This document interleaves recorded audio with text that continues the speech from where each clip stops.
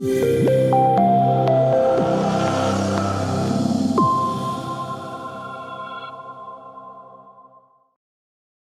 want to welcome you to healthyseminars.com. My name is Lauren Brown. I'm a doctor of traditional Chinese medicine. I have my practice here in Vancouver at Acubalance Wellness Center. And today we have Dr. Edward Neal. Our topic is on the Neijing's perspective on epidemic and pandemic diseases in the current COVID-19 situation. I'm really looking forward to having Dr. Neal speak. He's a medical doctor. He has a master in science, a master's in oriental medicine. He's been involved in Neijing text research, teaching, and clinical practice for well over 30 years. He's currently a visiting scholar in East Asian medicine at the University of San Diego Medical School and serves as a consultant to the World Health Organization in Geneva, Switzerland on matters of traditional medicine. He's also the director of the Xinglin Institute, a nonprofit research group that researches early East Asian medical texts with the goal of finding innovative solutions to current global health challenges. And Ed and I have crossed paths many times at conferences. I've heard him speak. He's actually have given presentations on healthy seminars back in the day when it was called Prodi seminars. So I'm glad to have Ed back into the room. I want to do a little housekeeping here. So just before I pass over the controls to Ed, I'm just going to share my screen. I do want to also just bring up verbally our disclaimer here that today's lecture is for educational purposes only. This is not meant to be medical advice. This is not medical advice. If you have a health condition, please seek out a healthcare provider, as this is for educational purposes only. On healthyseminars.com, since March 24th, 2020, we've been offering a lot of free resources, and we have a link on our homepage called Resources, and it'll take you to this page. And I just want to let you know what's available and what we're doing. Our logo is Community, Unity, and Immunity. And back on our first talk, which we call Conscious Tuesday on March 24th, the intention was, even though we are having physical distancing, we didn't agree with the terminology of social distancing or social isolation. We like that it's physical distancing. However, it still allows for social innovation and social solidarity. So we started offering these free resources where our cameras are on to create community. And we know with community comes unity and immunity. It's part of our immune system having this connectivity. And so we've been starting to offer these free webinars since March 24th, almost one a day. Now we're having two today. And we keep the recordings up for about 48 hours. And the reason being is we want you to come to the live webinar. We want you to be part of the community. And also, we don't want you to watch this in isolation. That's why we encourage you to come to the live webinar. Hence, it's available for 48 hours after. And we don't want it to sit. Our other intention besides community was to share good information and information that you can use for yourself or take to your communities. And so the 48 hours also inspires and motivates you to watch it, because if it's free and you have it forever, we know that it will sit on your shelf for a long time. We keep deferring and procrastinating. So at Healthy Seminars, we're creating community and we're sharing information, and therefore you get to come to the live webinar for free like today, and you have 48 hours to watch the replay. Here's what's available on Healthy Seminars on the resource page. So it's updated daily, but we have all these categories: telehealth, free topical webinars. This talk is going under TCM knowledge and COVID-19 discussions. We got our Conscious Tuesday. It's a whole theme on finding calmness in the presence of uncertainty. Throwback Thursdays, where we get together and we put up an old lecture and we watch it as a community. And then at the end, we discuss it.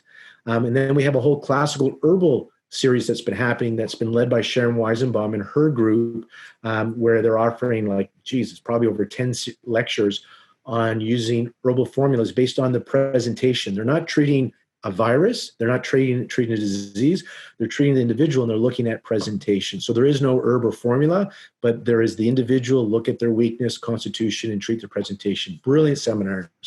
And the list goes on. Tonight, later on today, we have virtual consultations for your pregnant clients. So that's being brought together by a series of practitioners: Deborah Betts, Kate Levitt, Claudia Sikovitz, Elmi Solomons, Zena Kosher, and many more. And the list goes on. So I just want to let you know, because of Ed's topic today, it falls under, actually I'll use this thing that's anchored, TCM knowledge. So if this interests you, We had a balanced method SAM talk on this topic. Today we got Dr. Ed Neal, and then later this week we also have Thomas Bain talking about the cytokine storm, and then Heiner Fruhoff at the end of this next week is going to talk about what's coming out of China from his teacher. Again, just check out Healthy Seminars, resources. We're adding stuff every day. And then if you go a little bit further down, there's a calendar of all the free resources. We do have some CU lectures in here and there if you're interested, but as you can see, just tons of free resources to allow you to learn during the time of isolation and to create that community. And if you are going to do a CEU course, I do want to let you know that during the month of April, the on-demand recorded courses are on sale, 25% off, using coupon code HEALTHY25 if that interests you. The coupon does not apply to live webinars because they are already discounted. So I just wanted to share that with you. Edward, Dr. Ed, if you could bring up your PowerPoint, I'm going to mute myself in a moment and have you present. I want to remind you guys that if you have a question or comment, digitally raise your hand. And at the bottom of your laptop, there should be a place where you can raise your hand digitally. If you're on an iPad, click the More button. And at the end of Dr. Neal's presentation, we will give you your mic rights so you can actually communicate with Dr. Neal.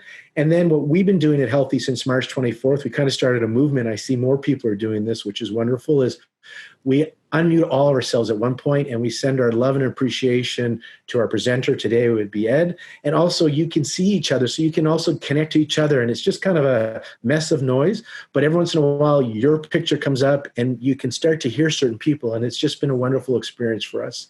So I just wanted to make sure you stick to the end and have that community experience. Ed, it's all yours. So we're ready for you to share your knowledge. Great. Welcome, everyone. It's really nice to be here with you and share community during this time. My interest in studying the classics is actually how to find innovative solutions for current problems. And so I think it's really good to remember that Chinese medicine, even though it's old and it's built on traditional sources, has been a history of innovation.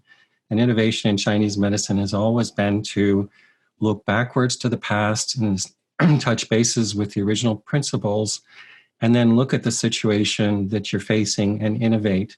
So that's a big interest of mine. So COVID-19 falls right under that purview. I'm going to talk a little bit today about the background of things, about the Neijing, some of its ideas about infectious diseases. At the end, I'll talk more about treatment strategies. And there's a fair amount here, so I'll just get started. If you want to contact me, just Google my name and you'll find me. Happy to respond to your questions. So pretty much every lecture I give on the Neijing, I have to start with this slide. And we live in modern times, and sometimes the value of old traditional sources is sometimes in question. We're not really sure what is the value. And so I have to start by reminding us all, and I know you know this, by showing this slide of two people, both using acupuncture needles, both treating a patient, and asking who is practicing Chinese medicine and how would you know? One person is a physical therapist using a needle, another person's a Chinese medicine practitioner. And it turns out that if you want to know if someone is practicing Chinese medicine, it's not whether they use acupuncture needles, because other specialties do that. It's not if you use Chinese herbs, because other specialties use Chinese herbs. So the one criteria, if you want to see if someone is practicing in the tradition of Chinese medicine, is this question: can you trace back the theoretical basis of what they are doing to the Huang Neijing? And if you can, it's Chinese medicine. And if you can't, it's something else. So it's important to remember how central these ideas are. So if you look at the Huang Neijing text, I won't go into this in detail, but the ideas in the Neijing are the inciting ideas for the acupuncture tradition and the herbal tradition. And they have the basis for all of those things. One of the interesting things about doing the Neijing research, I've been doing it for about 20 years. One is that the text seems to have an earlier origin than we thought, back in the Warring States. And also that the transmission of Neijing medicine was cut off pretty early probably in the early Han Dynasty. Now, people have different opinions about this, but this is the results of our research. And especially in the acupuncture tradition, what we see in the Neijing text by doing the text archaeology on it is a very different picture of what Chinese medicine was, and particularly what acupuncture was. In herbal medicine, it's a little bit different because we really trace back our lineage to Zhang Jing and the Shanghan Lun and Jingui Yaolei. So there's a written history back to there, which is a little more clear. But particularly in acupuncture, it was a much different picture of acupuncture, and I'll talk about that a little bit. So we have this idea that Chinese medicine is a very old tree, and we're out on the tips of the tree. And if we look at the root of this tradition, it is in the Neijing.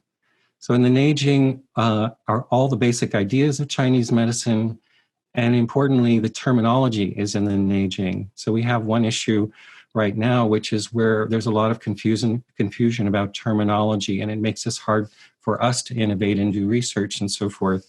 So classical texts are also a place we go back to understand what the original definitions of things were, and then we can have a more robust conversation and practice.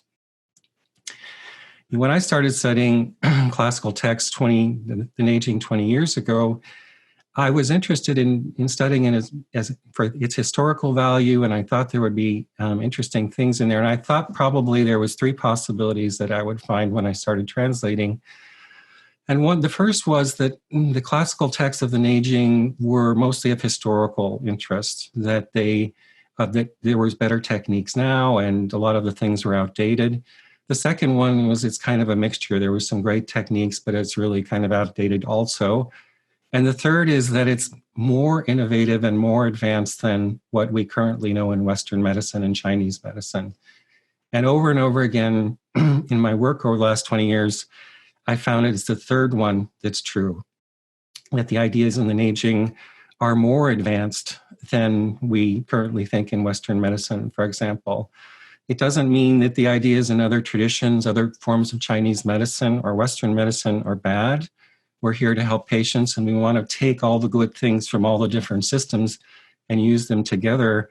But over and over again, I've been impressed how far ahead of the curve these people were. If we look at the work we've been doing over the last 20 years, we're looking at texts, and I use the term text archaeology, meaning that we're treating the Neijing as an archaeology site. And what we're digging when we go in and brush things away and pull things out as text. There was something that happened serendipitously when I was starting to study the Neijing and translate it. In the late 1980s, early Chinese texts were put on computer databases. And this was just a little bit before I started to translate the Neijing and work with the Neijing. And that has been a real game changer. So when texts are on computer databases, it means we can do detailed text archaeology. We can look at character usage and phrase usage and so forth, and really start to unpack the Neijing in a way that hasn't really been possible before. And what we found as we excavate this text is it's really a much different picture, and it's a very beautiful picture with lots of important things for current global health challenges and so forth. So when we take the text, we're looking at it as kind of a text archaeology project, which means we're kind of sweeping it away. We don't go in with an understanding, a pre-existing understanding that we have of what the text means, or try to view it through the lens of TCM. We're trying to take the text as it stands, and then taking the text fragments apart and brushing them off and looking at them carefully and trying to let the words speak to us to create the vision that they had. And again, these are the people that founded Chinese medicine. It's important to remember. So we're putting text in databases like this, and line fragments, and looking at them and doing research on them. When we pull the text out of when we take the text out and look at it this way, we're kind of looking at different fragments like this and putting them in different boxes. And one of the things we have to do is put them in these things I call the knowledge boxes, which means that it's very important when you're looking at something you don't know what it means, like a new culture, like an old culture from an archaeology site, and you don't really know what it is, not to make an assumption right away, because our minds like to make assumptions about what's there and kind of make a story about it very quickly, because then we can relax. But if we can't hold the tension of not knowing about things, we can't really get to the meat of it. So there's 4 knowledge boxes when we pull out text. The first is we pull out a line and we think we know what it is. The second is there are things we know somewhat. You look at it and some of it some of it's confusing. The third box is things we just don't know what they're talking about. And the fourth box is things that we don't even know that we don't know. It's kind of interesting. If you wanted to know which the biggest box was, it's the fourth box. There's so much in the Neijing that you don't even know what you don't know yet. And there's lifetimes worth of research and knowledge in there that we're getting out. So when we pull information out of the Neijing, it tends to fall into 4 main categories. And that's technique specific, like they tell you when there's a certain kind of finding, put the needle in a certain place, use a certain herb. Systems level information is information that tells us a different story about an illness, and that's going to be important in our talk about COVID. Looking at an illness or a problem from a different point of view, that's a very valuable kind of information. Hybrid is a mix between the two.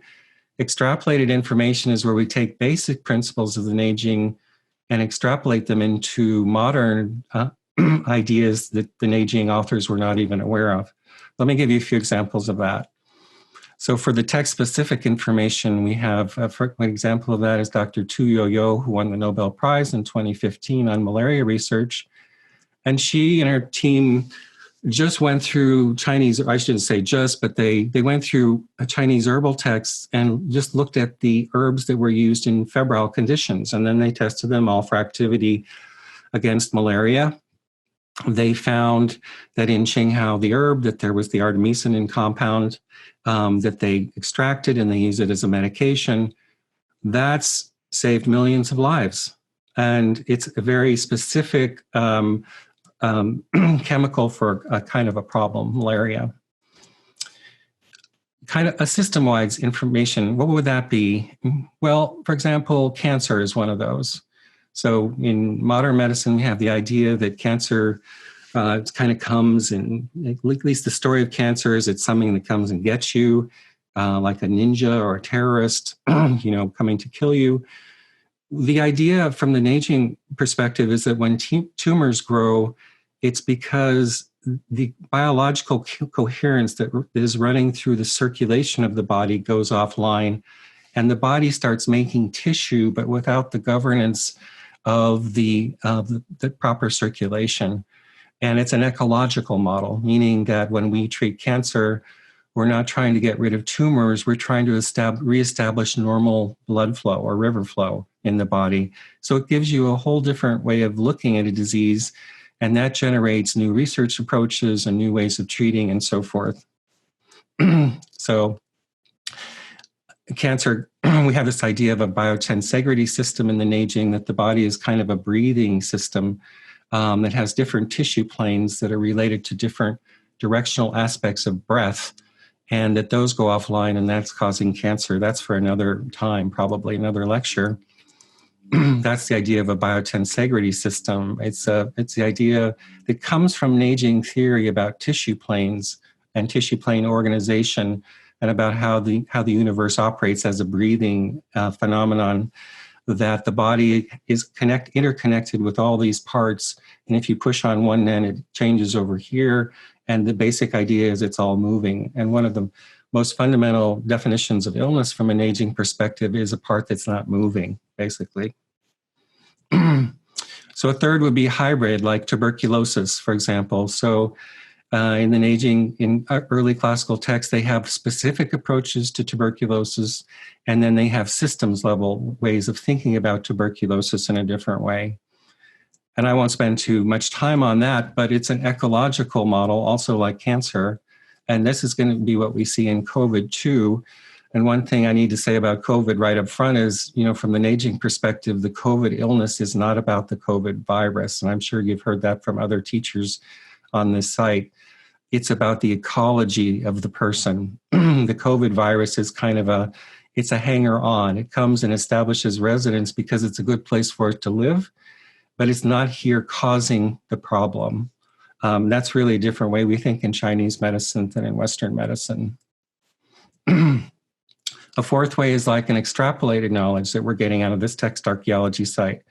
So we have the idea of cancer genes or oncogenes, which was not something that the Neijing authors thought about at all. But we can take the models of Neijing theory and talk about the three-dimensional anatomical structure and that biotensegrity model that we talked about, and talk about how if you have something, for example, in a sinew system, it's actually connected through connective tissue bridges all the way into the cell, and it affects cell transcription of nuclear RNA, for example, and turns oncogenes on and off. So there's a whole new way of thinking about that problem, even though that wasn't even in the Neijing thinking at all.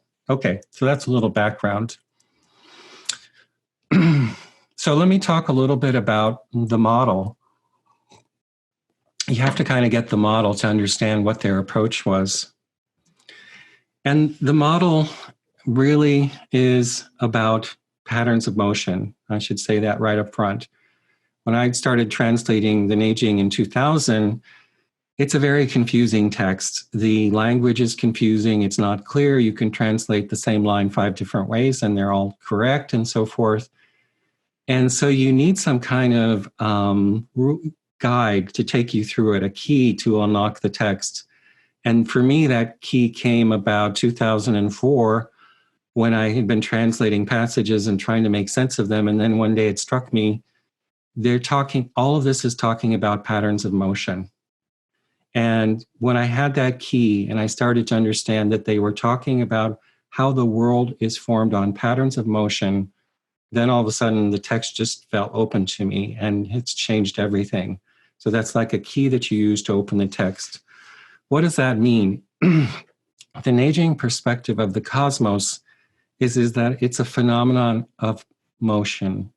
And if you were to dig down into the universe and get to its most basic level, the most basic level of motion that's at the key, at the heart of the universe, is a tendency to move out from a source and expand outward and move back to a source and come home to rest. And that's really what causes everything that we see in the universe, those two patterns of motion. We call those in Chinese medicine yin and yang. So for example, when I was talking about terminology, most of the terminology that's important in Chinese medicine, Tai Yang, Yang Ming, all those things like that, Wu Xing, they're actually originally talking about different patterns of motion in different levels, basically. So if we go back to the source of the universe, there's this impulse to move out from a source and move back. Moving out from a source and expanding, that's the definition of yang. Moving back to a root, coming back to rest is the definition of yin. And those things they're actually one thing, of course. We name the two aspects differently, but it's one thing. And then they're going to say that everything in the universe derives from that primal tendency of the universe to move in and move out. And for a shorthand, we call it breath. So that means that from the Neijing perspective, the universe, the cosmos, your body, COVID-19, they are all expressions of breath motion. And if you want to kind of sum up the difference between classical Chinese thinking and modern thinking, modern thinking is about the things we see. Classical Chinese thinking is about the patterns that are behind the things we see. And they would value those patterns over the things you see, because the things we see in the world arise from the patterns. So if you know the patterns, you know everything. If you know the things, you only know the details. That's really what's going on behind it. So we have this idea that things are moving in the universe back and forth, yin and yang, and sometimes that motion turns into an organized pattern of motion. So for example, the original meaning of Wu Xing, or 5 circulations, now 5 elements sometimes, they were actually talking about the pattern of the stars and how they move around the pole star. So they were saying when we look up into the stars, the patterns of motion we see is a 5-level motion, which means it's turning in a circle, 1 thing in the middle and 4 things on the sides. When it comes down into the earth, we see a 6-level motion pattern, which means we don't see things moving in circles so much. We see things moving as waves in the ocean or in the climate and things like that. So we're going to call it sixth level. And by the way, just as an aside, if you ever see a number in Chinese medicine, what you should now know is they're talking about different dimensional states of breath. So if you see 6 or 12 or 8 or 2 or 4, that means that's a shorthand method to tell you about what dimensional state the breath is in. So there's the turning around the pole star. Some of the patterns look fairly chaotic. Here's one, for example, this is one on Jupiter, a cloudscape on Jupiter on 2018. Looks very similar to the patterns looking down from a satellite on Earth. These would be patterns of climate in the biosphere. I'm going to talk about those a little later. They're important for COVID. And then one of the important things, what they realized was you can't see the patterns directly, but you can see them through the forms that they make. So if we look at something like a sand dune and we look at the ripples in the sand, you can see the wind that blew through this. And if you understand this principle, you can re-engineer backwards the patterns by looking at the forms. So we call the forms also, we look for graining patterns, and there are graining patterns in the earth, graining patterns in stone, graining patterns in wood, and graining patterns in the body also. What's the name of the graining patterns in Chinese medicine? Channels. Axial patterns that run up and down, the graining patterns that run up and down the body are called Jing graining patterns.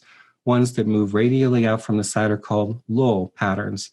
And so we have this thing called Jing Luo. If there's a blood river, a blood vessel running through it, then we add the term Mai, and we say in this graining pattern there's a river, and we call it Jing Mai or Luo Mai. So we have this idea about how the form of the body is made, and a very important principle here. This is called a Chladni plate, and it's a plate that you would put on a tone generator and put sand on it, and it would generate these patterns. And what you're seeing is that where the energy, where the vibration, where the resonance is, a passageway opens up. And then the sand heats up on the side and makes the form. So one of the really important principles of Neijing medicine is that the body, the form of the body, organizes its structure to maximize the efficiency of the resonance patterns that run through it. So that means if you look at a body, you can reverse engineer the patterns that ran through it. And a healthy body means that the resonance patterns or the circulation patterns run through it freely. And that gives something that we call the biological coherence or the circulatory intelligence. The term for that in Chinese medicine is also zheng qi, means the normal circulation that moves through something before it's disturbed. And so the same thing in trees, you can see that and see the patterns. If you see patterns in trees rising up and down, you can infer that there's a rising and falling motion in the atmosphere that's causing those patterns. And so they're reverse engineering this. This is really important because we're going to talk about COVID disease is a pattern of something that was called a guest host illness. And it means that it's something that comes in from the outside that's not of this circulatory system, that falls into it and impairs the circulation of that body and leads to the illness. So first we have to know how the normal circulation is working, and then something happens to that in the COVID-19 illness and causes the change. But it's not the virus. I'll just give you a warning. Once we know that they were talking about very detailed anatomy that was found by dissection and observation, it's very sophisticated anatomy once you start to look at it. You don't see it from the outside unless you start to do this archaeological work. I still hear conversations in Chinese medicine, is anatomy important? And from the Neijing perspective, it's particularly for acupuncture, anatomy was everything. And it was a very sophisticated three-dimensional anatomy of a living system. And I think one of the books I'm working on now is a volume on Neijing anatomy. It's up to about 700 pages. It's getting out of control, actually. There's so much detail about anatomy in there. But one thing is that when you start talking about tissue graining patterns and blood vessels, it also means all of a sudden you can talk to all of your colleagues in Western medicine. So for example, if I'm not talking about some kind of magical chi that I don't really understand what it is, but I'm talking about graining patterns and blood rivers and things like that, then if I go into the hospital and look at an MRI scan, I can translate all of the Neijing knowledge that I have directly into the ICU or the hospital. It's very powerful that way. So we see the patterns in nature, as I was saying, and sometimes there's rivers in them, sometimes they're not. The blood vessels, the my vessels in the Neijing were considered rivers, and they were considered a form of water. So blood was considered a red water. And we see the axial and the collateral patternings. I won't go into that too much more. And then when we're looking at patterns in animals and things in nature, we see Jinglo patterns, meaning radial and axial patternings. So the Neijing, first of all, is a manual on how the universe operates. And it's a pattern language to help understand nature. And secondarily, it's a medical text that is devised from these patterns and makes a medical system that talks about what happens when this patterning goes offline. And so when we're using acupuncture needles, for example, which originally was not a point-based system primarily, but a form of surgery, and the surgery of the acupuncture system in the Neijing was to bring the body back online to its normal circulatory pattern. So, for example, one of the things that I could see right away in the Neijing text, and it's become very, very clear, is that what we now know as the acupuncture channel system was actually something that developed after some of the information was lost, and it went more to a channel and a point-based system. But originally, what we called a channel was this. It was this very detailed three-dimensional picture of the blood rivers of the body and the grooving patterns. It was this. By the way, those long, prominent blood vessels, they're called jingmai, and all the fluffy ones coming off on the side are called luomai, collateral beds. It means this. Again, if I'm walking into the emergency room, now this is part of the lower Taiyang watershed, my river system that runs through the brain, and I can translate that directly into my thinking. It's these. This was the original meaning of what we now call the pericardium. Originally, it was the coronary blood vessels, the shinbao, the heart-wrapping blood rivers. And it was these. So it's a much more detailed and sophisticated picture of living anatomy, perhaps, than we have with the channel system now. And what's important about this is when we have a disease like COVID, what's happening is something foreign is moving through this system in anatomical layers. It has a progression of how it moves through. And our job with acupuncture surgery, particularly this kind of Neijing therapy, is to find where pathogens are coming in and extract them back out, basically. So we have this idea, I'll just throw it in here to summarize all this. Again, classical Chinese thinking is this. The world that you see is like looking at a play. You see climate change, you see politicians acting badly, you see COVID virus, and that's all happening on the stage of the play. Behind the play is a whole nother world of stagehands and props and things like that.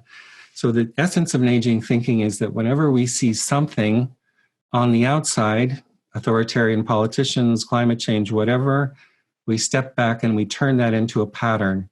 And what's important about that is the pattern is where all the power is. If you change the things on the stage, you're changing the details. If you change the patterns, you're changing why things happen. It's really different.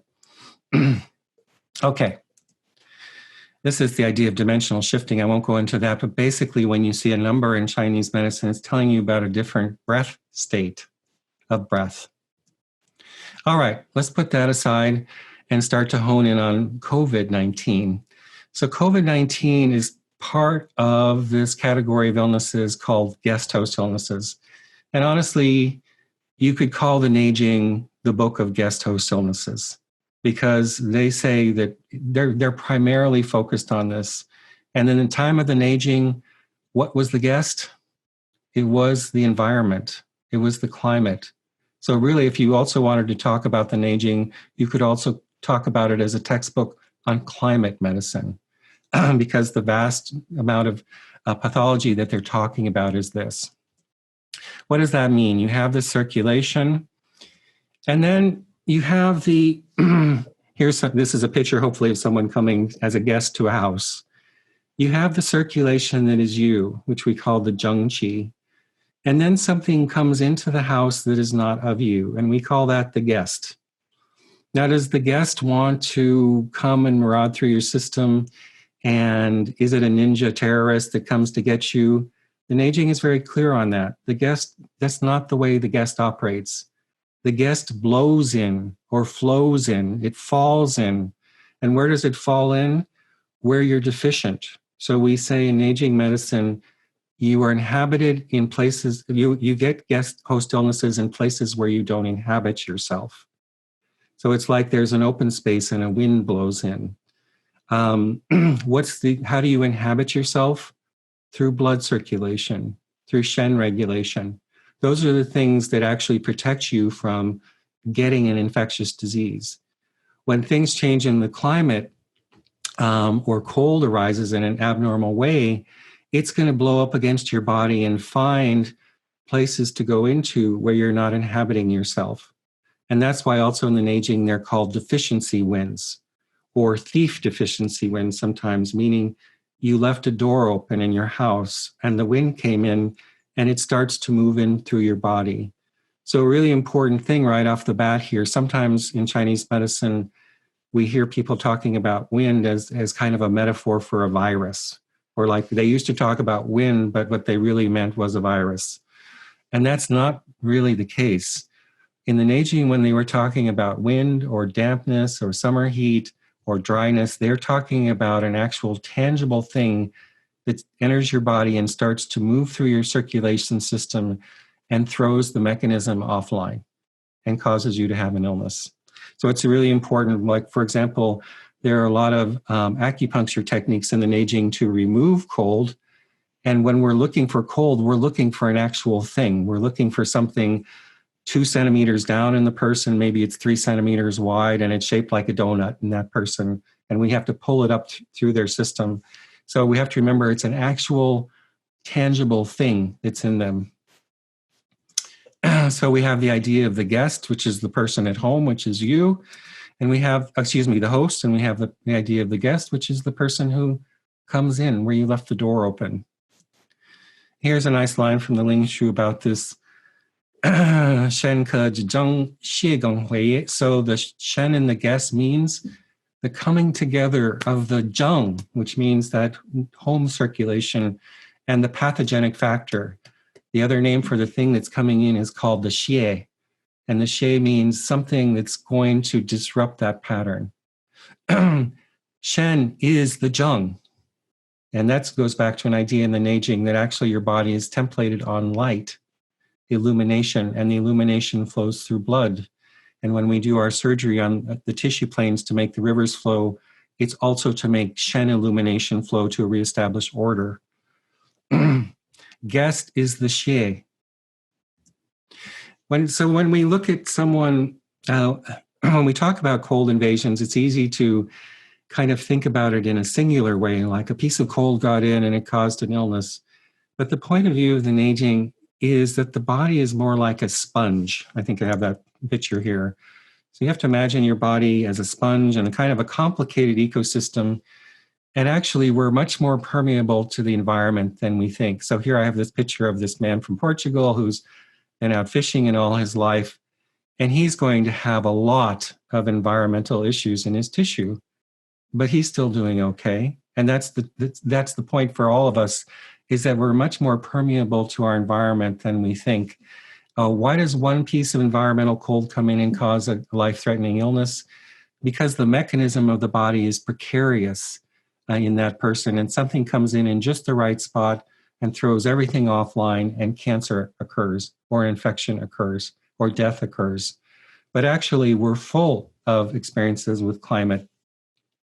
And one of the really interesting things of doing Neijing acupuncture is the idea of tissue narrative, the idea that the history of your body is really written in your tissues, And what's so amazing, and I can't explain it to you over Zoom, you have to actually see it. But when you're pulling climate factors and other things out of bodies, they can be in there forever. A person could fall out of a boat when they're 12 into very cold water and have an invasion. And when they're 50, you go in and needle that area and you will feel that cold wind come out on your hand. It just happens all the time, but you kind of have to see it to get the gist of it. But it's pretty amazing. And by the way, when important environmental factors fall into your body, how can you tell? You remember it in a different way. So if you fall out of that boat into cold water, if the cold gets into you in a bad way, all of a sudden you are very aware of that. Your animal brain picks up that something not of you is in your body all of a sudden, and people will remember in their history, for example, when you're taking it, they'll remember there was that one time because it felt different to them.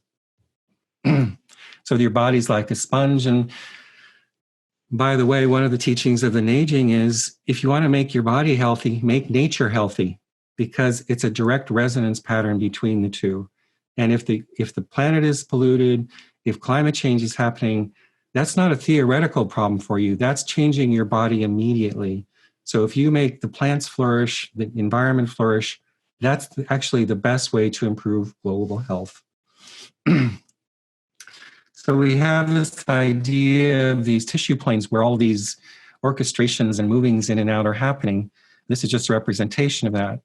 And so what happens? So we have this idea of the internal climate and the external climate, and they're actually related. You know, we were in France last year during the heat wave. During the week, all the plants dried out. And in your body, all the sinews dried out, because that's the correlation to the wood in nature. So here's just some readings from the Neijing about that to give you some classical texts. When the sages first assessed the dimensions and patterns of nature, they were certain to study the patterns of heaven and earth, the intangible patterns. Thus, heaven has the degrees of its turnings of the constellations. The earth has the primary waters, the Jingshui. The Jingshui are like the main rivers in China, like the Yangtze River. And human beings have the primary channel my rivers, the ones that run up and down, like in Western medicine, be like the carotid artery. Femoral artery would be an example of that. When heaven and earth are warm and harmonious, then the primary waters are peaceful and tranquil.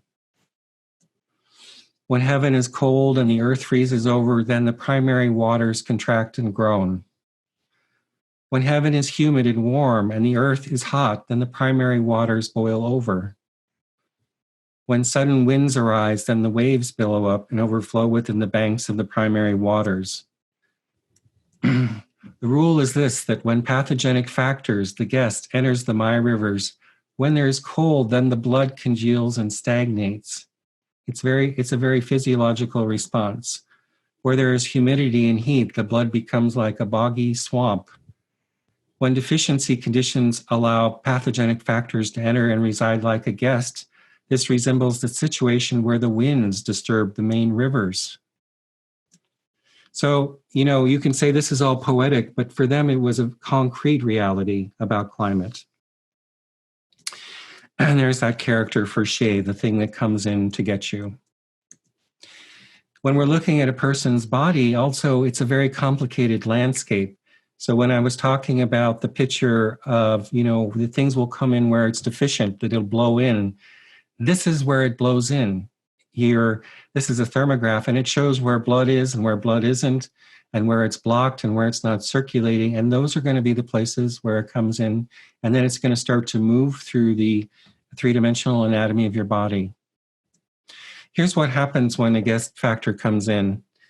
It'll come in from the outside where there's a deficiency situation, and it's going to meet the zheng. What does the zheng mean? The normal flow in the blood.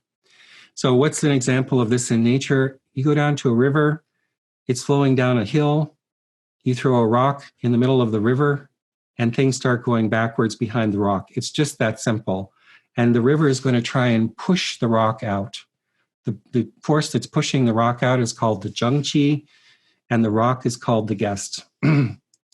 So it's going to come in, and that's going to cause counterflow. What's the word for counterflow in Western medicine? Inflammation. So whenever we see inflammation in the body from an aging point of view, we're thinking river, rock, counterflow, that's inflammation, turbulence. The treatment of inflammation is always to remove the rock. Now, a couple of things can happen when the guest comes in. Maybe the zheng qi is strong enough and it kicks the guest out. That's the first thing. And this is actually where the Shanghanlun formulas can be helpful at that very early stage where they're promoting sweating or opening up the surface circulation, and it's just to push it back out.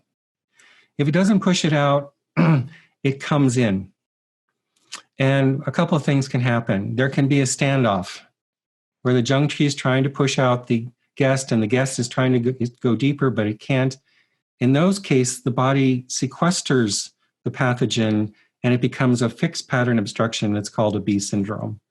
So for most of us as we age, if we look at that fisherman, he's all full of these sequestration patterns where the cold weathers come in, but his body's made a pact with it, a sequestration, and he keeps living. It's the sequestration of these things that actually makes people start to look old. There's one way of looking old where you look tired, and there's one way of looking old where you just kind of get old and happy and then you fade off into the next realm. The old and getting tired model happens because of the accumulations of these sequestration patterns that are not treated in most people. That idea of a block pattern is called a B. And if you look at Neijing acupuncture surgery, it's all about finding these places and doing surgery on tissue planes to remove those obstruction patterns so the zheng pattern can be restored.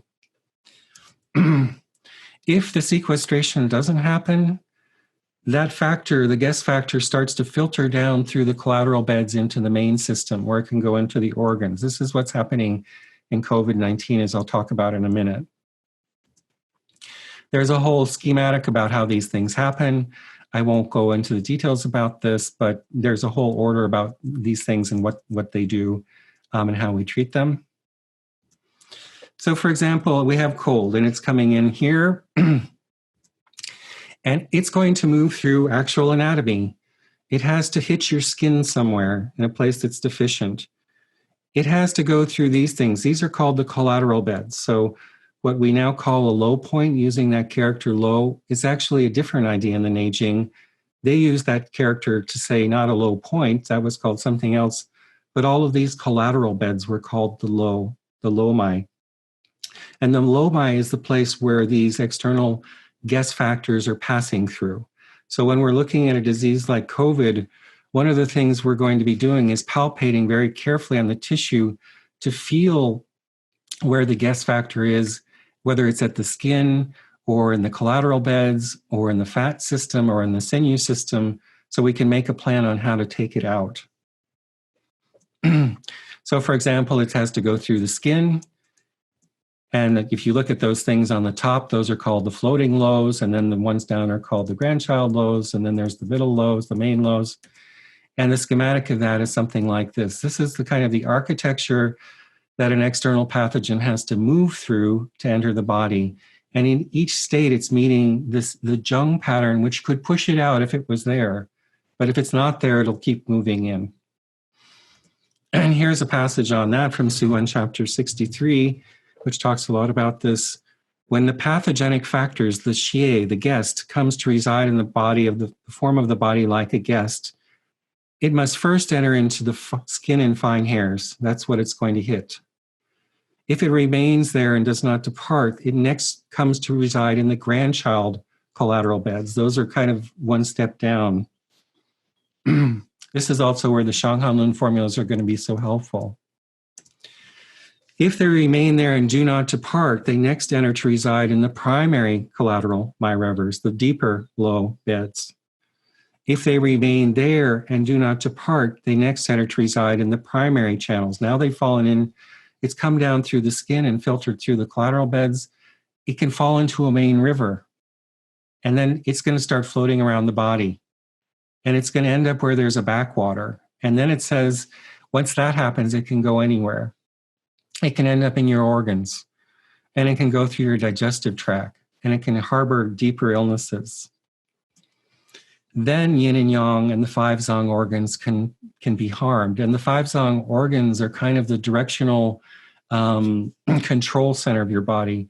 So when we're looking at diseases from this perspective, we differentiate diseases that are on the exterior, moving through the channels and the collateral beds, to ones that have affected the organs. When you affect the organs, the directional mechanism of your body goes offline and becomes a serious illness.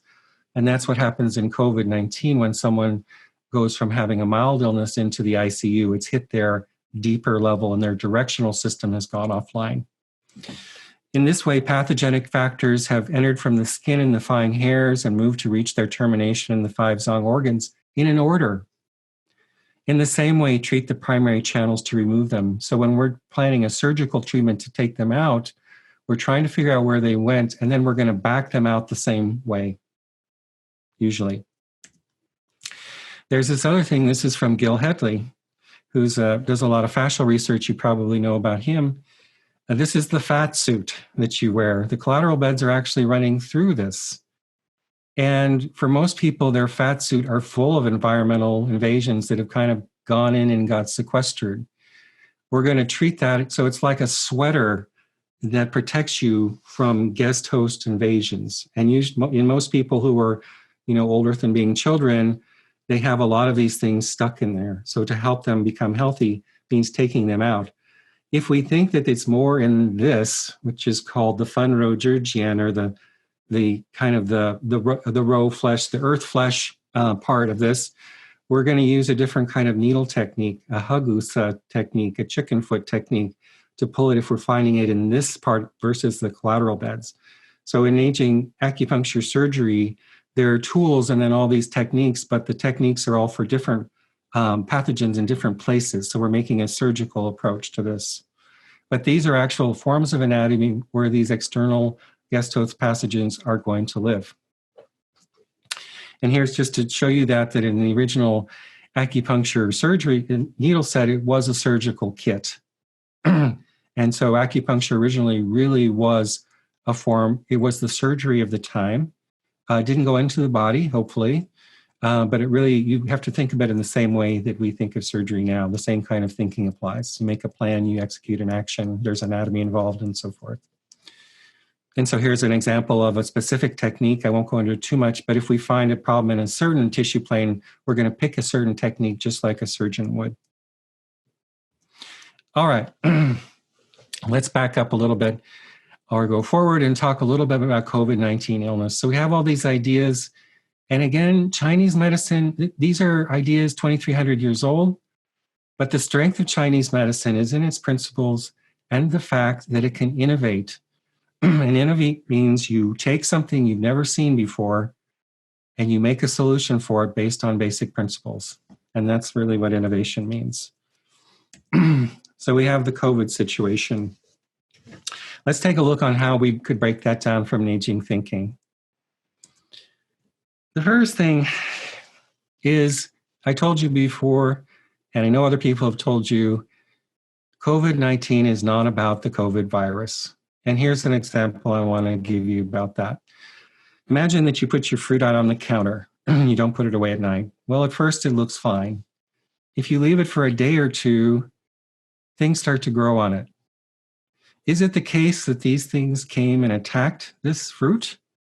Or is it the case that the situation changed as the fruit was decomposing and that was the perfect environment for these things to grow? Well, it's the latter.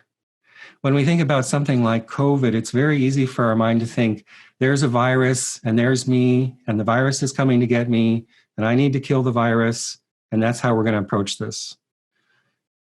The truth is, as you probably know, estimates vary, but probably half the cells in your body are bacterial cells, So the truth is we live in an ecological milieu.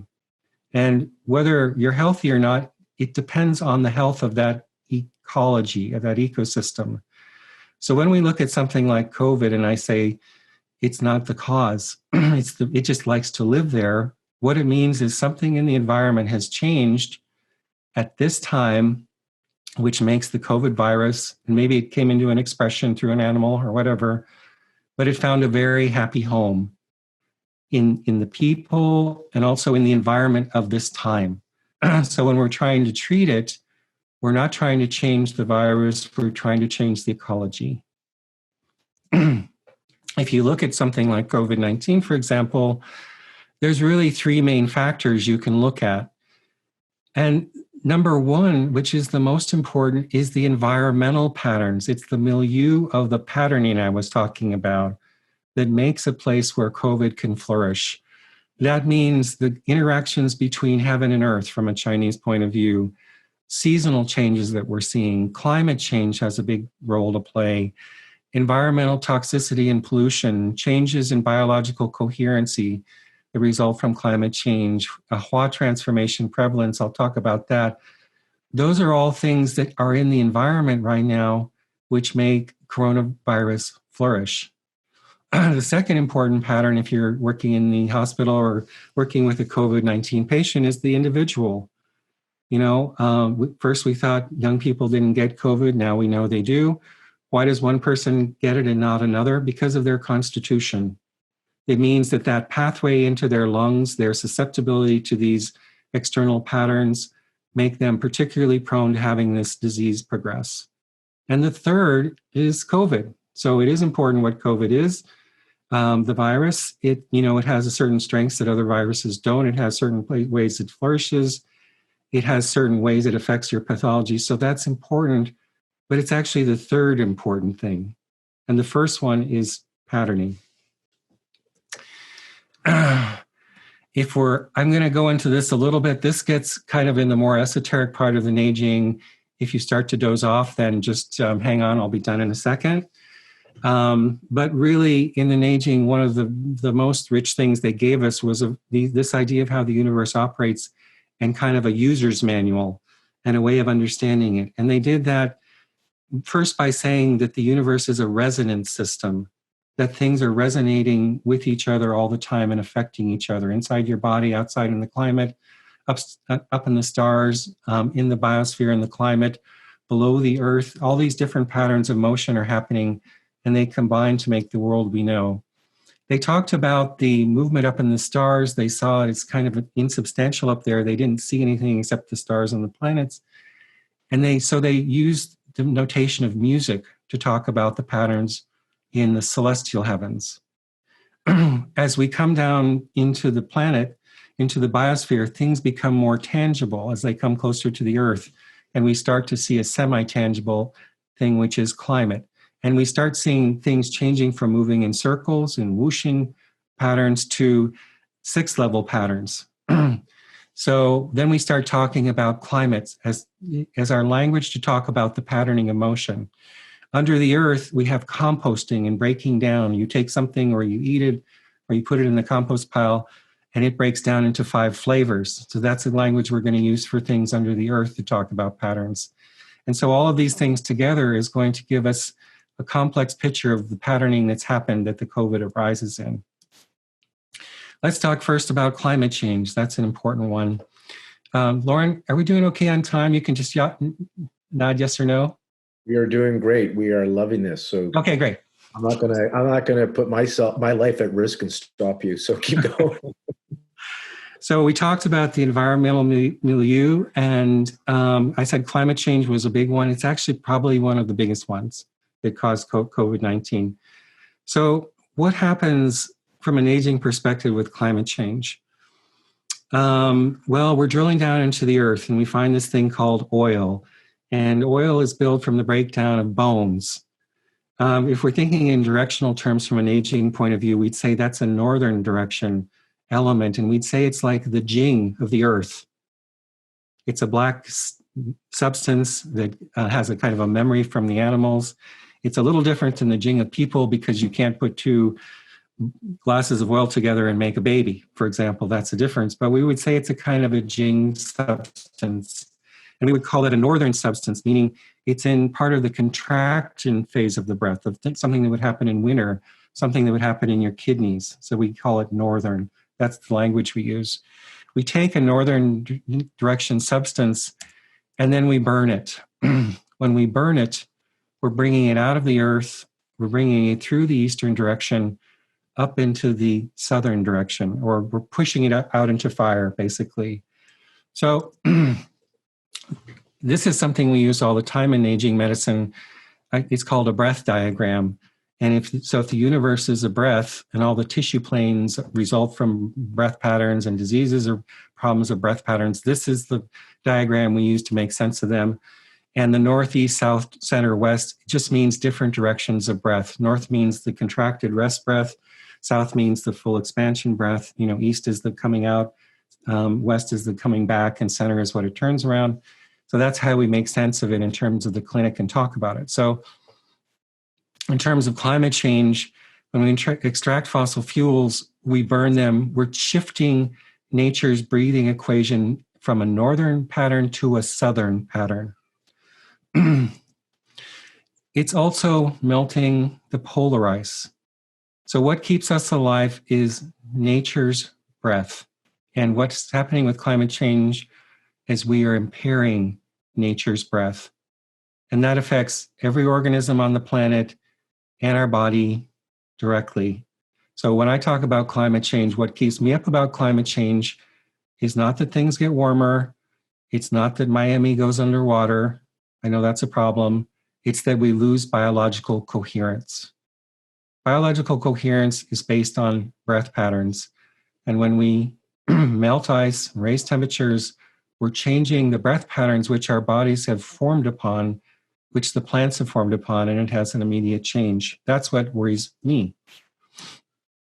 If you look at a breath pattern, for example, we have these two girls holding the rope. A nice, healthy breath pattern in nature requires two poles, a contracted pole and an expanding pole, and the breath turns between them.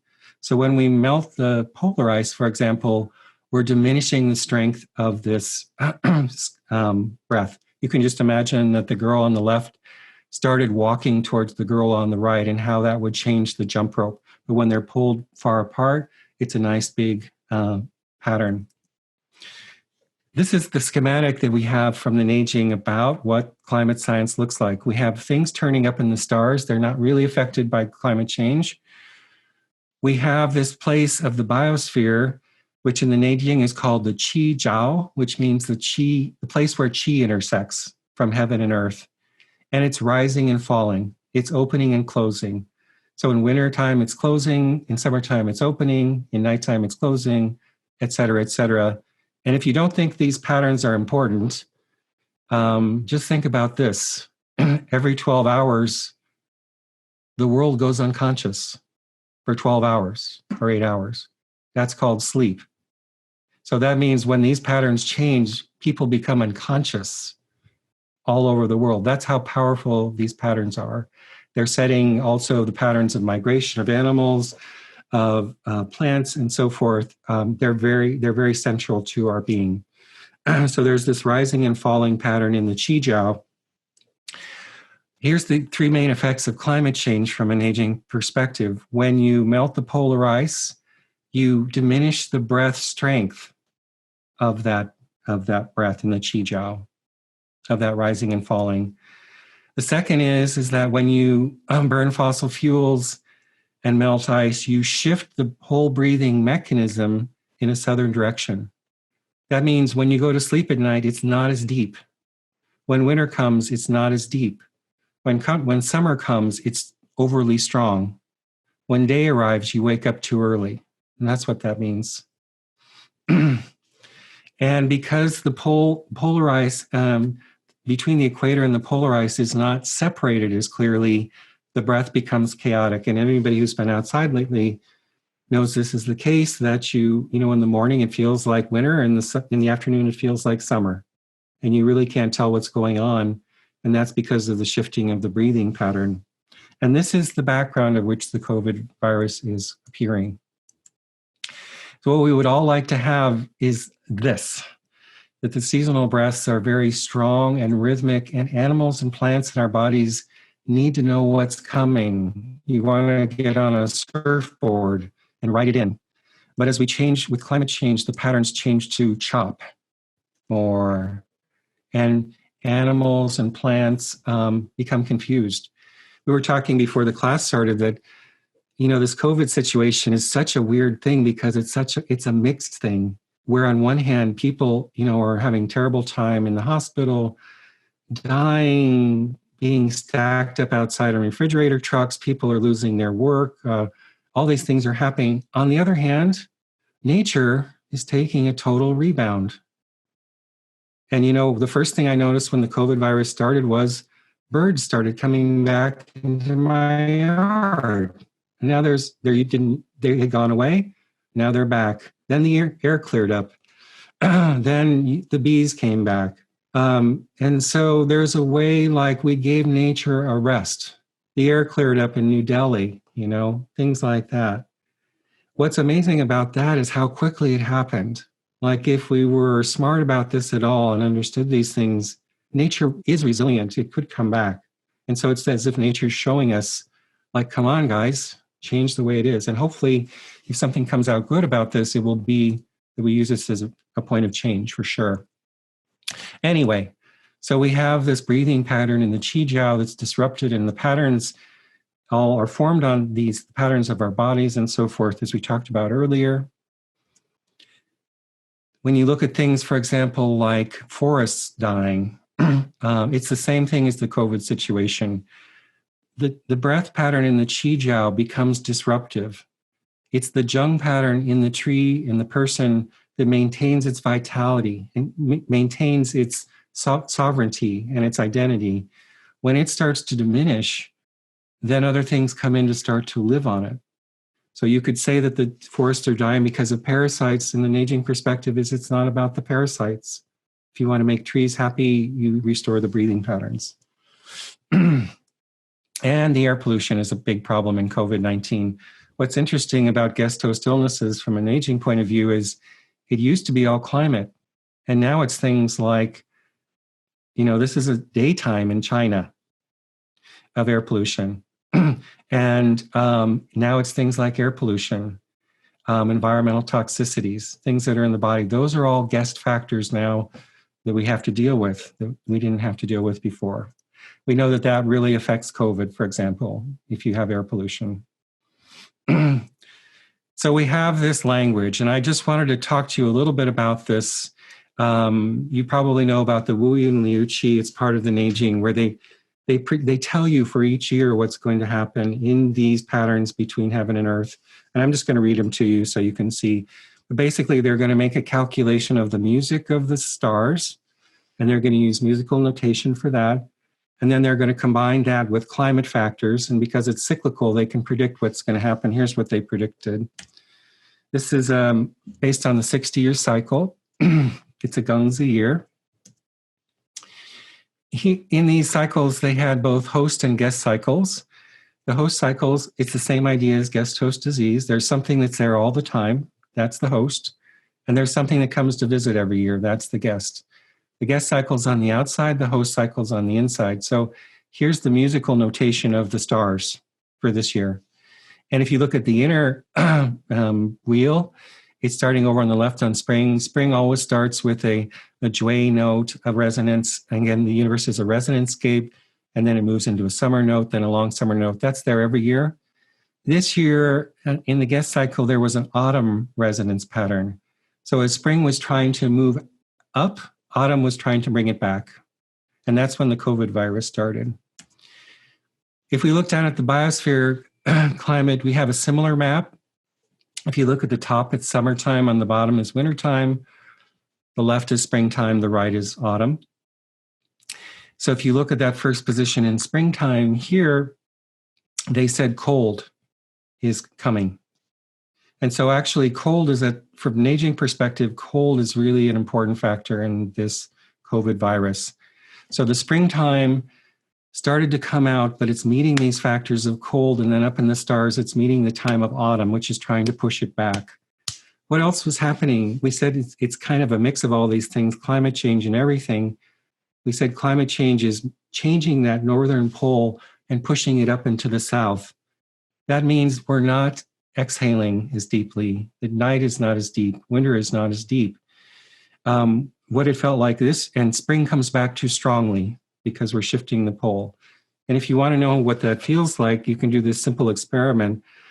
Just take a few deep breaths, and think of the breath, like breathing in is springtime, full inspiration is summer, breathing out is autumn, going back to rest is winter. You're breathing like that. Now imagine you breathe in and then you start to turn back in autumn and then you immediately breathe in again because winter didn't happen. So just try that. And you can feel how disruptive that feels, how odd that feels, how uncomfortable that feels. But that's really what happened this year, was things started to move back to winter contraction. They didn't, then it bounced right back to through the springtime. But then in the climate were these things that were blocking it, the cold and the autumn time node in the stars. And that means there was a large counterflow. And where it was mostly happening was between your nose and your upper part of your chest. Because in your body, your neck belongs to the springtime and the liver. It's like the trunk of a tree. And that's where the conflict was happening. And when the COVID virus first started happening, that's where people would get it, in the upper airway. Here's what the Neijing said about these times. In general, heat illnesses are created in the upper body. They're not taking into account climate change. Cool illnesses are created in the lower body. So there's too much stuck up here, not enough stuck down there. Cold and heat encroach on and assail one another and contend together in the center. So if you've been reading about COVID, they'll say it's a damp disease also. And that's because the tongue coatings are damp primarily in COVID patients. But that's a secondary effect for us, as we'll see probably. People suffer diseases of coughing and panting, overflowing blood, bloody drainage, stuffy nose, sneezing, red eyes, and sores at the corner of the mouth. Everything's up here. Remember, this was predicted 2,300 years ago for this year. Cold reversals enter the stomach. There is pain in the heart and low back, and the abdomen enlarges. The throat is dry. There's swellings in the upper body. Then that's in general for the year, it's one of the things. Then I'm just going to show you what they said about each of these steps. So when the COVID virus started, it actually started in winter time. Do you have a question, Lauren? Yeah, I just want you to clarify or restate. So what you're sharing was documented over 2,000 years ago. This is a prediction. Yes. This was based on yin-yang science about how things alternate in cycles and how their observations. This is one of the reasons why I say that the Neijing transmission was lost, which is not a common idea. Because when you actually get into these texts, and actually this part may have came from another source, so that's a little different. But what you see is that at the time the Neijing was written, there was multiple schools of practitioners. They knew anatomy to a high degree. They had very sophisticated ideas. And they also had clinical experience that didn't just come from 10 years or 20 years. And then all of a sudden, after the Qin dynasty, when there was the disruption in literary transmission, then all of a sudden it's not there anymore.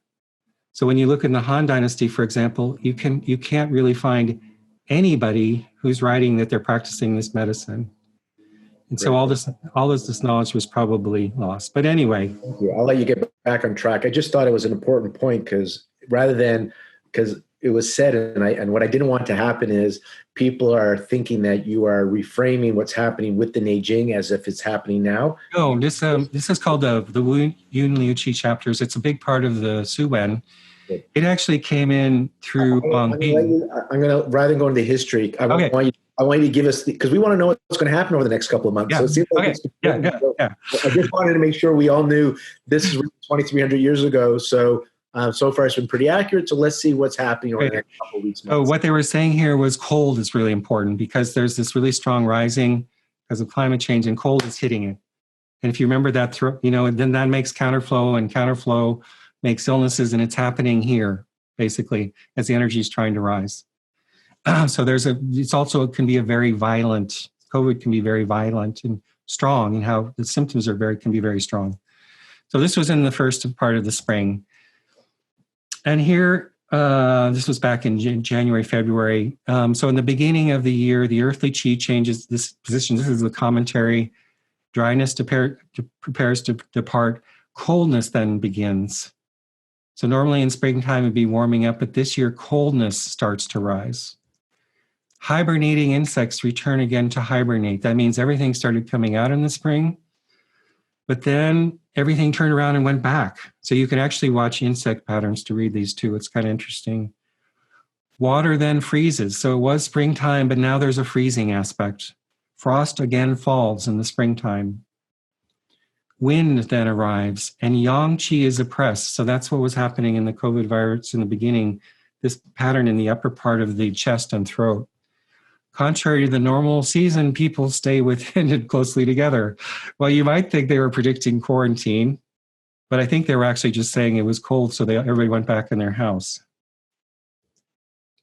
The joints are stiff and there's pain in the low back and the buttocks. That's part of the Taiyang system. Scorching summer heat is about to rise. That's what's coming next in the summer. Ulcers and sores appear in the center and the exterior. So treating this illness, there's going to be an emptiness in the lower part of the body, this congestion, heat, bleeding, coughing, all in the upper part of the body. Then the second step is what we're in right now. And things actually got better because the guest chi now is wind, and that's actually a springtime factor with warming, clarifying Shaoyin heat, which is nice. And it has been very nice this way, but the cold is still lurking.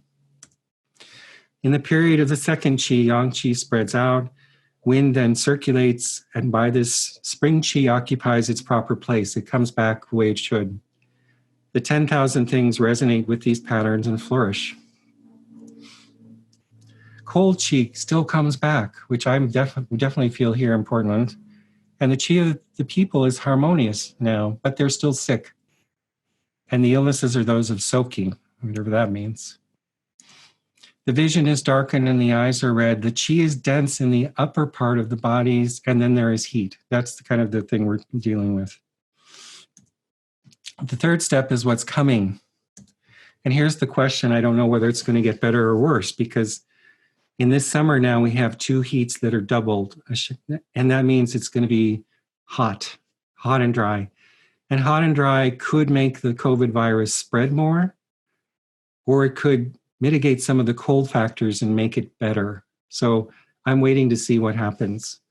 In the period of the third qi, the governance of the terrestrial heavens spreads out. Great fires circulate. It's going to be a hot, dry year, probably not a great year for wildfires. The multitude category of things are plentiful and renewed. Cold qi still is a problem. That's at the basis of COVID, is this cold. The illnesses of the people are those of qi reversals and heart pain. So we might see more heart aspects in COVID. Cold and heat influence the body even more. So there's probably going to be more conflict. And my guess is it's going to be a kind of a stuttering thing where it kind of starts to go away and then it comes back, but it looks a little different. There is coughing and red eyes and panting, trouble breathing. Okay, so this is a summary. For time, I might just summarize this quickly. So we have these things from climate change, from things about the Wu Yun Liu Qi and so forth. But the main picture is this strongly rising springtime energy that's hitting a strong contracting cold and causing counterflow. And the energy is deficient in the lower part of the body, and it's all built up in the chest and upper chest. And the main treatment is going to be to remove the cold and normalize the tissue planes and prevent progression. So I'll talk about here. So let's talk about treatment, then we'll wrap things up. So what do we do? So if we have a Neijing point of view, if I walk into the hospital or you see a patient, we're going to take all their symptoms. And what are their symptoms? It's like the theater. It's the play. I have lupus. You know, this happens. Unstable? You good? You guys, can you hear me, Lauren? You there? You went a little... glitchy? You went a little glitchy. Okay. Fingers crossed. So when we walk in, we're going to see the story, the play. The person has the disease. It's about COVID virus. And our job as Neijing or Chinese medicine practitioners is to translate that into patterns.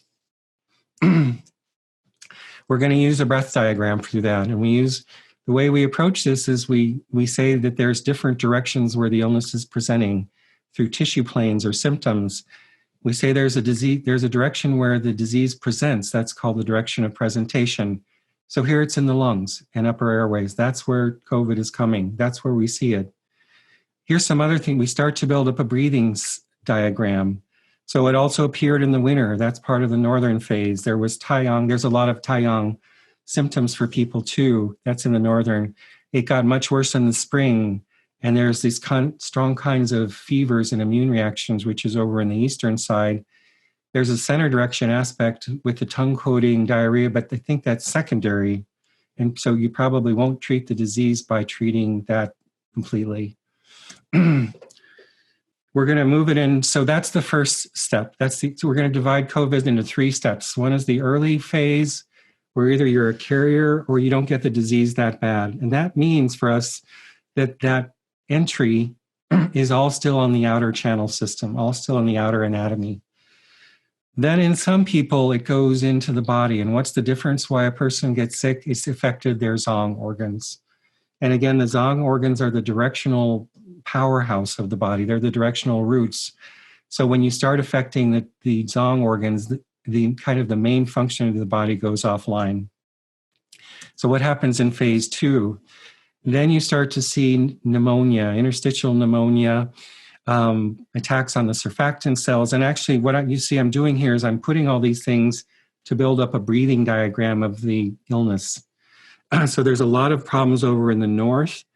It's attacking the fluid balance of the alveolar cells. It causes problems in the CNS. There's these problems of kidney failure now, we know. That's all northern direction things. In the east, there's these strong immune reactions and things like that, and issues of membranes and so forth, which is part of the sinew system.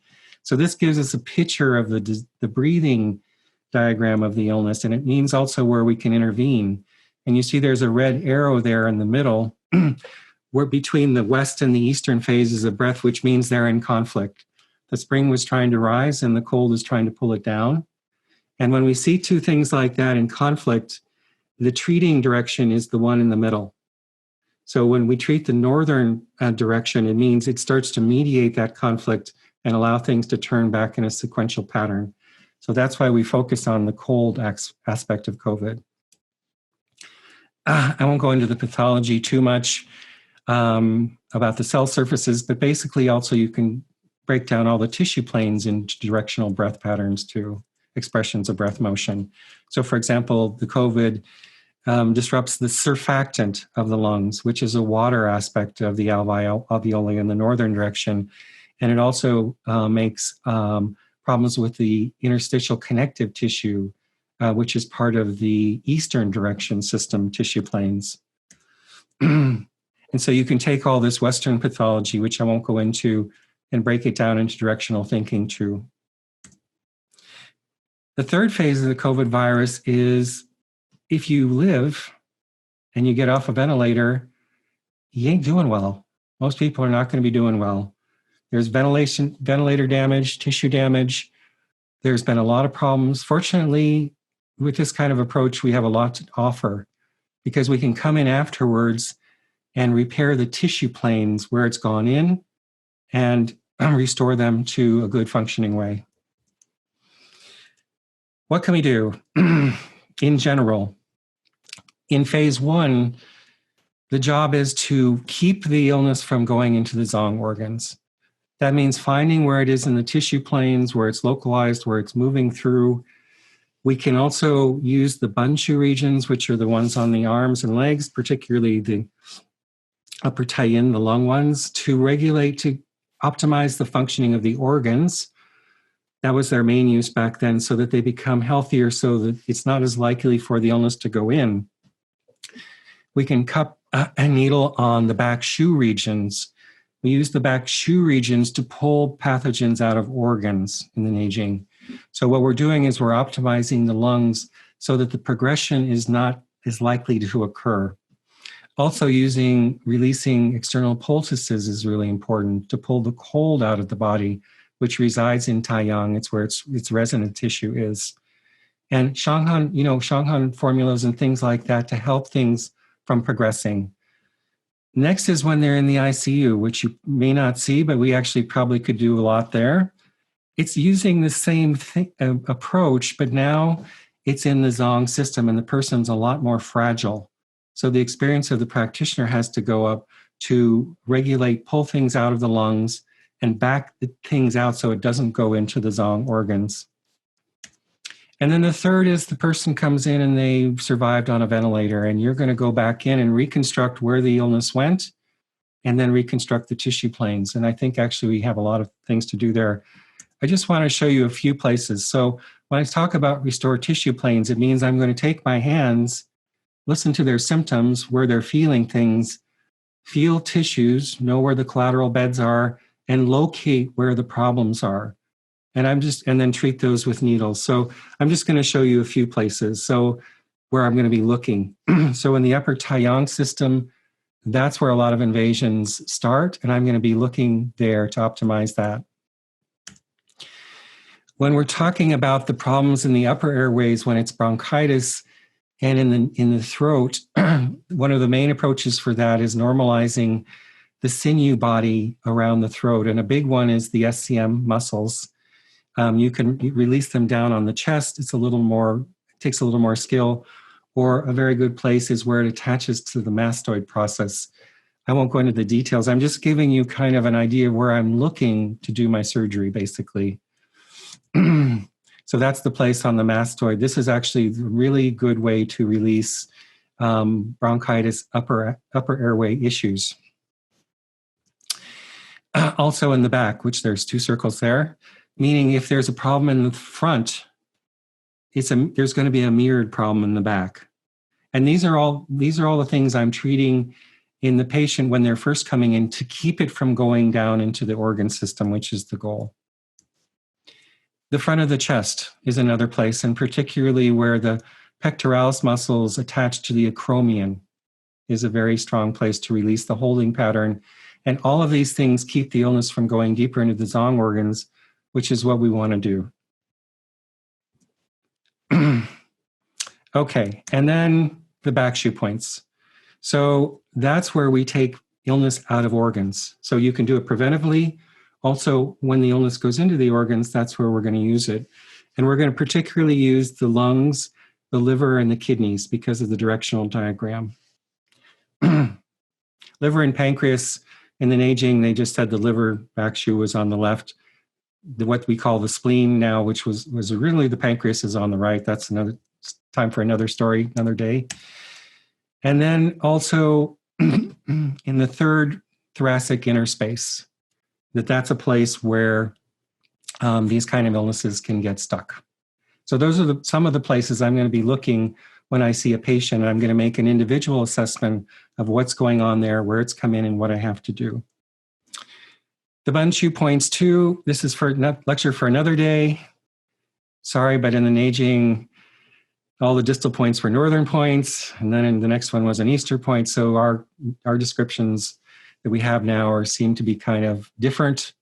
But the way we use the Bunchu points is that they reflect into the organs. And so we use them both diagnostically and treatment-wise.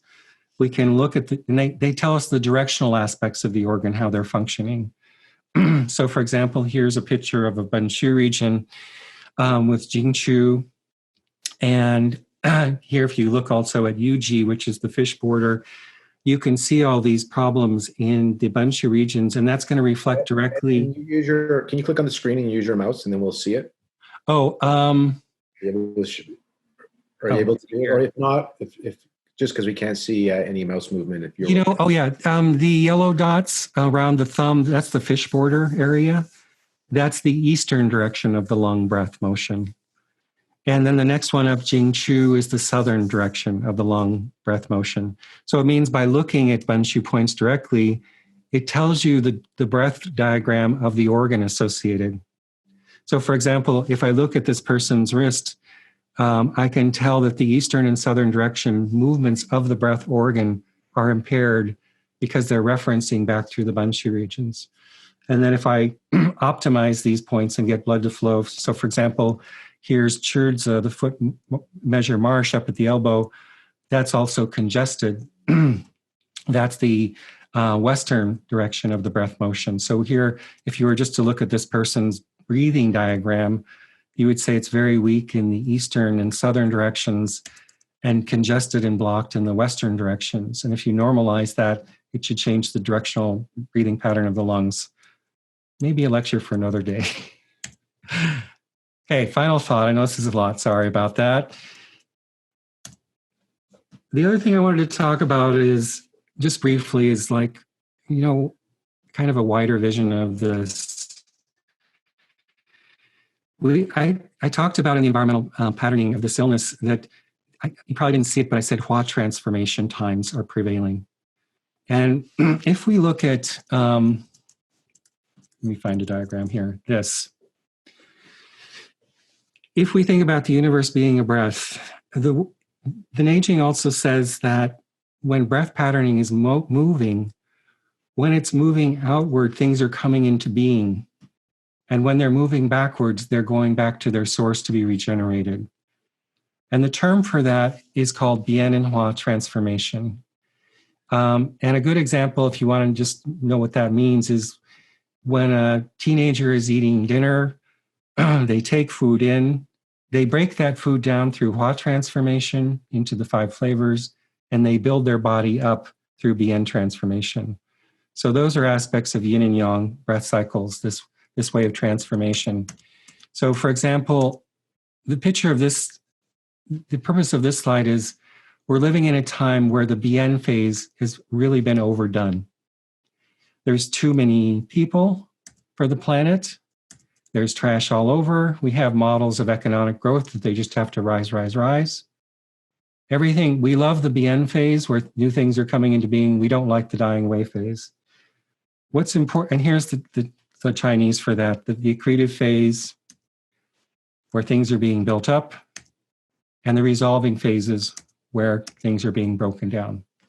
So the important thing here is that when you're in a time when Bien phase prevails, nature will invoke Hua transformation, because what nature is after is balance and breath.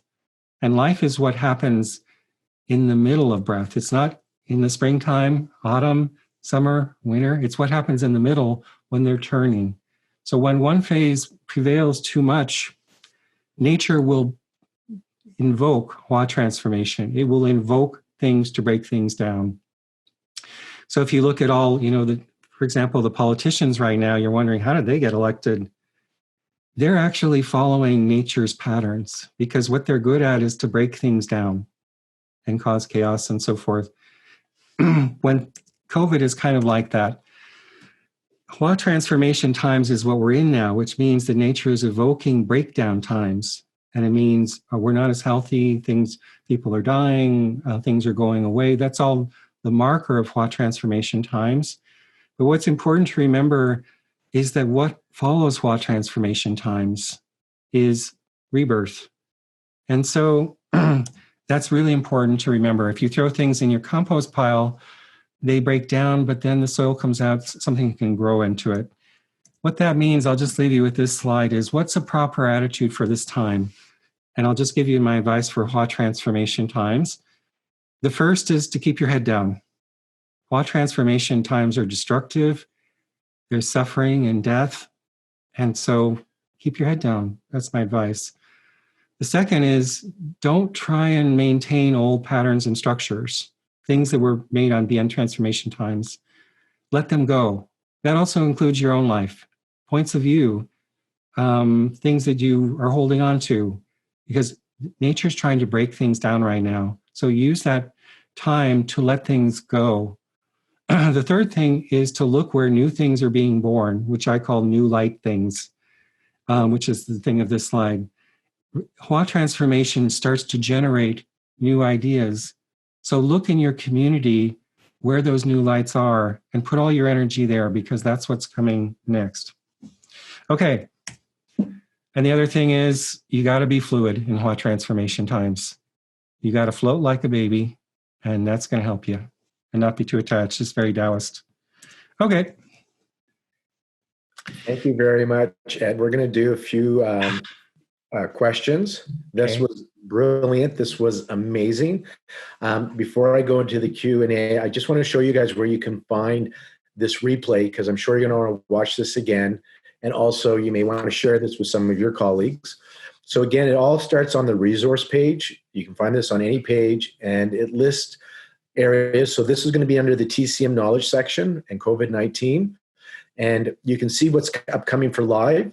But when you click on the TCM knowledge, so let me do that for you guys, because I want you to be able to find this easily. It lists previous courses where the replay is. So under Ed's talk, when it's up today, later today, this link will be there. And this link will take you to that page. And then you can review, you will be able to review that talk on this page as well. So you can see we have the last one. So it will be up here, okay? So I just want to let you know that's where you'll find this replay.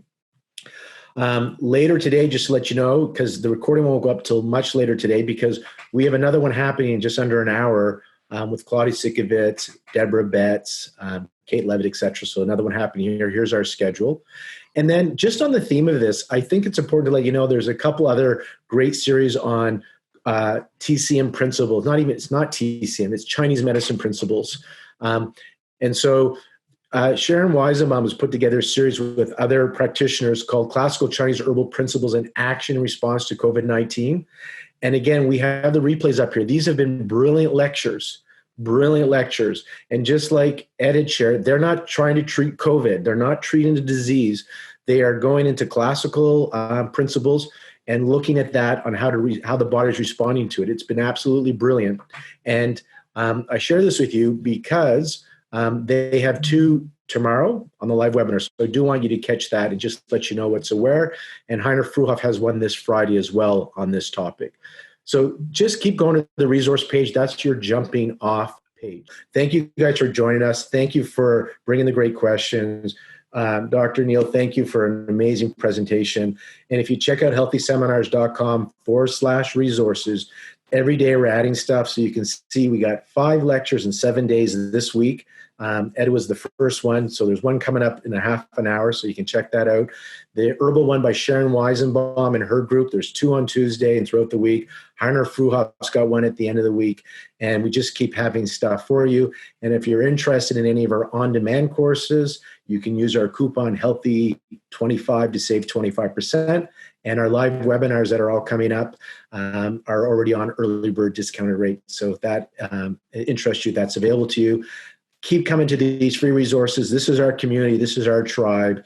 And this is a great way for us to stay safe and yet connect. And so thank you guys. And thank you again, Ed, for your presentation. Thanks for having me.